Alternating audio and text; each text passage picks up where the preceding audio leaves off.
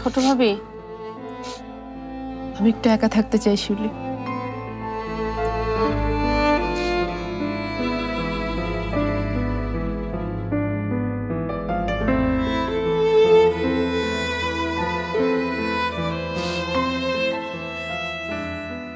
আমার সব কথা নিয়ে তুই চলে গেলি শোনাই। এই সময় যে আমার তোকে সব থেকে বেশি দরকার ছিল। এখন আমি কার কাছে বলবো আমার মনের জমানো পাথর কথাগুলো?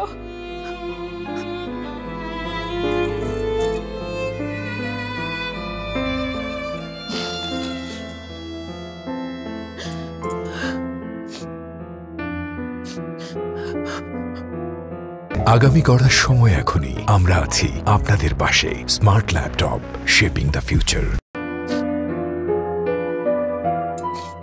আমাকে তুই মাফ করে দিস শোনাই।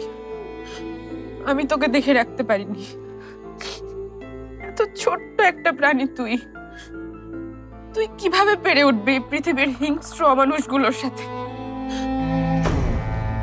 তুই তো জানিস না, পৃথিবীর সব থেকে ভয়াল, সব থেকে খারাপ হচ্ছে মানুষ।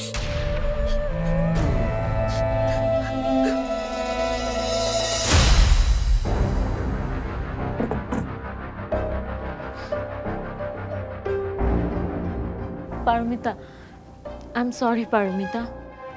আমার ভুলের কারণে তোমার সোনাই মারা গেছে। আমি কিন্তু ইচ্ছা করে এই কাজটা করিনি পারমিতা। আমি না ওকে আদর করেই খেতে দিয়েছিলাম। আদর করে খাবার দিতে গিয়ে সব খাবার ঢেলে দিয়েছো। তোমার তো না জানার কথা না যে বেশি খাবার দিলে মাছ মরে যায়। তারপরও তুমি কেন রিয়া?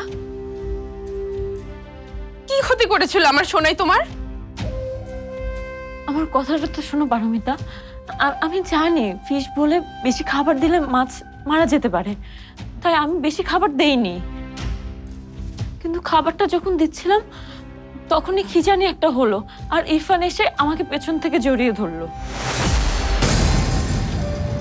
হয়তো তখনই আমার হাত ফসকে সব খাবার পড়ে গিয়েছিল ফিশ বলে। আমার শরীরটা ভালো নেই পারমিতা।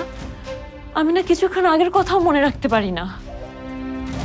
আমি আসলে ভুলে গিয়েছিলাম যে আমার হাত ফুসকে সব খাবার পড়ে গেছে ফিশ বলে। আমার না খুব খারাপ লাগছে পারমিতা, খুব খারাপ লাগছে।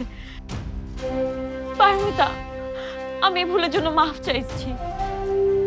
প্লিজ প্লিজ পারমিতা, আমাকে মাফ করে দাও প্লিজ। না, আমি তোমাকে ক্ষমা করব না,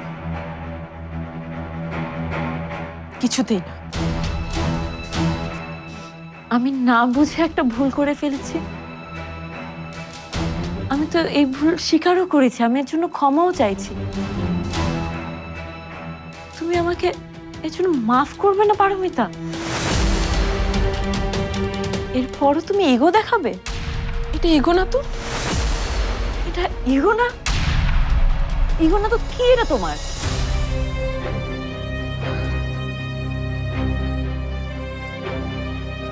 তুমি আমার কথা বোঝার মতো পরিস্থিতিতে নেই, আমিও তোমাকে বুঝিয়ে বলবার মতো পরিস্থিতিতে নেই। তুমি প্লিজ প্লিজ তুমি এখান থেকে চলে যাও।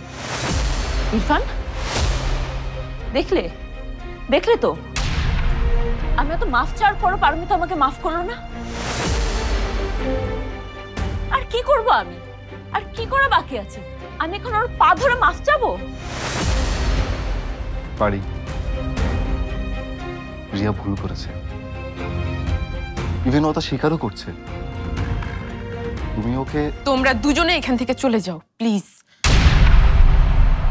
আমি একটু একা থাকতে চাই। How dare you! বাইরের একটা মেয়ে হয়ে তুমি আমার শ্বশুর বাড়িতে দাঁড়িয়ে তুমি আমাকে অপমান করছো। বেরিয়ে যাও।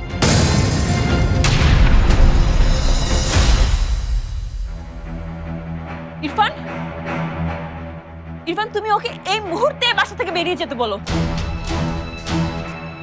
নাহলে কিন্তু অনেক খারাপ হবে। ইরফান,